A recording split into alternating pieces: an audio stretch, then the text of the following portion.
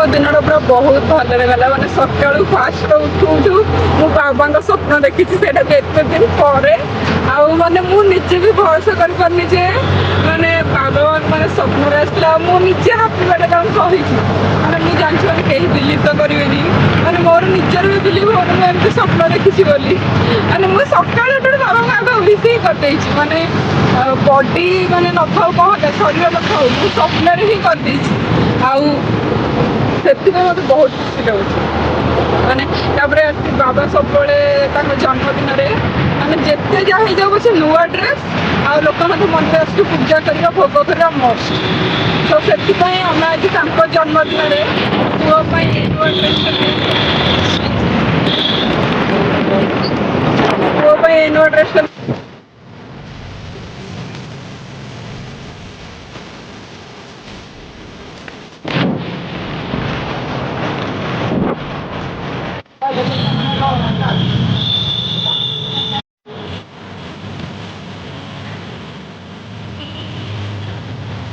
Final ଆସି ପହଞ୍ଚିଗଲୁ ଆଉ ଏତେ ବଡ଼ ପାର୍କିଂ ଲଟ୍ ଚାରିପଟେ ହିଁ ଖାଲି ଗାଡ଼ି ଆଉ ଗାଡ଼ି ମୁଁ ପ୍ରଥମ ଥର ଆସିଛି ଲୋକନାଥ ମନ୍ଦିର ସେଇଟା ବି ଏଇ ପିଲାଟା ସହିତ ଦେଖିନି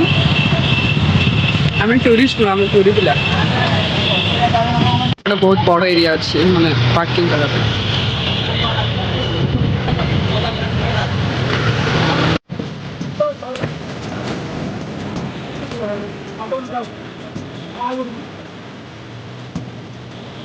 କେତେ ଲୋକ କେତେ ଗହଳି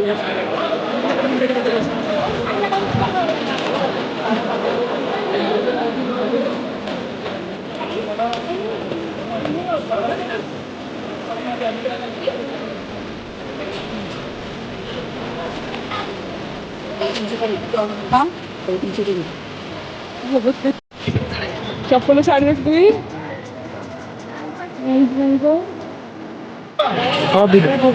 ଏପଟେ ସବୁ ଭୋଗ ଭୋଗ ନା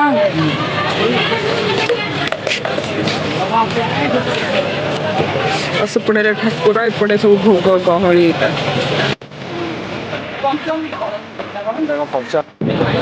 ଭିତରକୁ ଯାଇପାରିବନି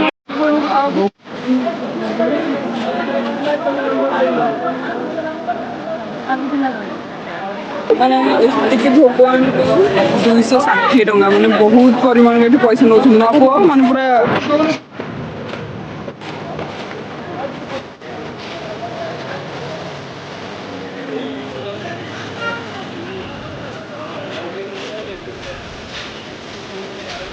କଣ ସେ ଅନ୍ଧ ଚଷମା ପିନ୍ଧିକି ଫାଇନାଲି 2 ଘଣ୍ଟା ପରେ ଆମେ ଦର୍ଶନ କରିକି ଆସିଲୁ ନା ମାନେ ଏତେ ଭିଡ଼ କିନ୍ତୁ ଭଲ ଲାଗିଲା ନା ପଇସା ନଉଛି କିନ୍ତୁ ଭଲ ଲାଗିଲା ଦର୍ଶନ ସବୁ ଠାକୁର ଠାକୁରାଣୀଙ୍କୁ ଭଲସେ ଦର୍ଶନ କଲୁ ଆଉ ବାକି ମନ୍ଦିର ଭିତରେ କଣ କେମିତି ହେଲା ସେ ଭାବିଗଲେ କହିବି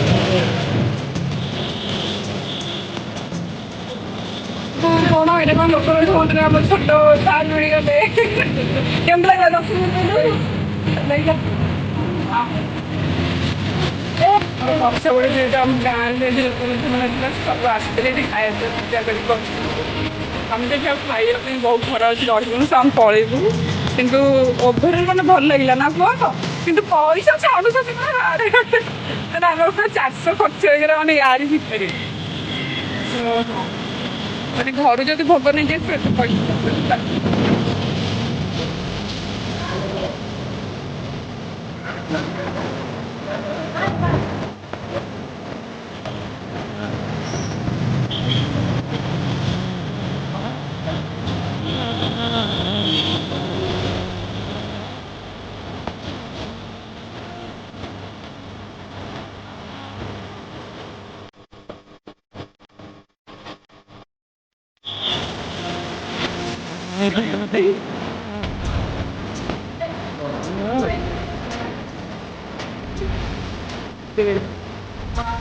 ବଡ଼ ପାଣିଟା ହେଇଥିଲେ ଭଲ ସବୁ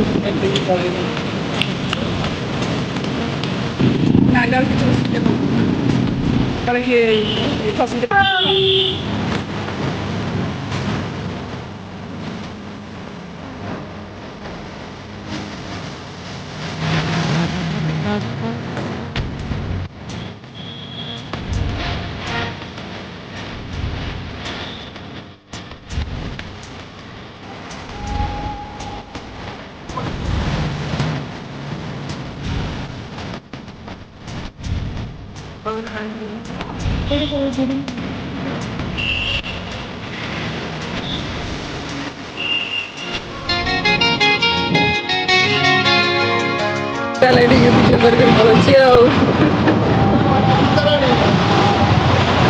ମତେ ଲାଗୁଛି ମନ୍ଦିର ଭିତରେ ଡଙ୍କ ତୋରାଣି ପିଆର ନଥିଲେ ଆମର ଭର୍ତ୍ତି ସବୁ ନେଇଯିବ ଆଉ କହିବା କଥା ସେମିତି ନା ଗୋଟେ ପୋଲିସଟାକୁ କହିକି ମଝିରେ ବସିକି କହିଥିଲି। ନା ନା ମଝିରେ ପଶିଯାଇଥିଲେ କଣ ଆମେ ବି ପଶି ପାରୁନଥାନ୍ତୁ ମତେ ମାନେ ମନ୍ଦିର ଜାଗାରେ ମଝିରେ ପଶିବାକୁ ଜମା ହିଁ ଭଲ ନୁହଁ ମାନେ ଭଗବାନଙ୍କୁ ଏତିକି ତାଙ୍କୁ ପେସେନ୍ସ ରଖିପାରିବ ଯାହା ପରେ ଯାହା ପାଏ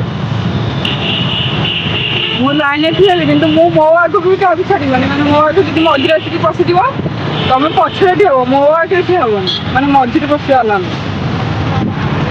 ଯାଉ ଆମର ମାନେ 2 ଘଣ୍ଟା ପରେ ଏତେ ଗହଳି ପରେ ଆମେ ଯାଇକି ଦର୍ଶନ କରିକି ଆସିଛୁ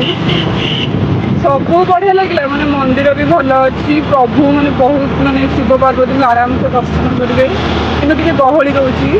କିନ୍ତୁ କେବଳ ଯାହା ସବୁଠି ଖାଲି ପଇସା ସାରୁଛନ୍ତି ମାନେ ଭାଇନାଙ୍କଠୁ ଷ୍ଟାର୍ଟ କରି ମୋବାଇଲ ରଖିବା ପାଇଁ ଫୋନ୍ ରଖିବା ପାଇଁ ତାପରେ ବେସିକାଲି ଭୋଗ ମାନେ ଭୋଗ ଯଦି ଆସୁଛନ୍ତି ଘରୁ ନେଇକି ଆସିବ ନା ପୁଅ ମାନେ ଘରୁ ଆଣିଲେ ସେ 100 ଟଙ୍କା ଭିତରେ ହେଇଯିବ ଏଠି ଡାଇରେକ୍ଟ 260 340 ଏମିତି ନେଉଛନ୍ତି ନା ତ ମାନେ ଆମେ ଆରବାଦିକୁ ଯେତେବେଳେ ଆସିବା ଘରୁ ନେଇକି ଆସିବା ନା ପୁଅ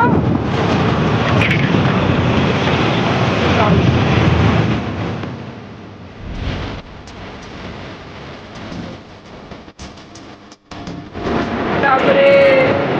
ନାଚିଲେ ଲୋକମାନଙ୍କୁ ମନ୍ଦିର ଭଲ ପୂଜା କରୁ ପ୍ରଭୁଙ୍କ ଦୟାରୁ ତାପରେ ଏବେ ଘରକୁ ଯାଉଛି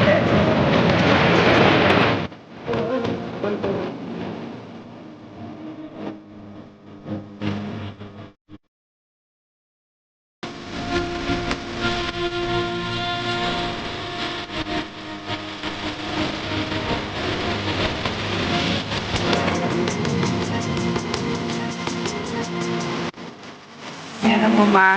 ମିଶି ବହୁତ ମା ପୁଅ ଏଠୁ କେତେବେଳେ ଉଠିଲୁ କେତେ ଶୋଉଛୁ ତୁ ଡୋଲ ଭିତରେ ଶୋଇଛୁ ତୁ ଡୋଲ ଭିତରେ ଶୋଇଛୁ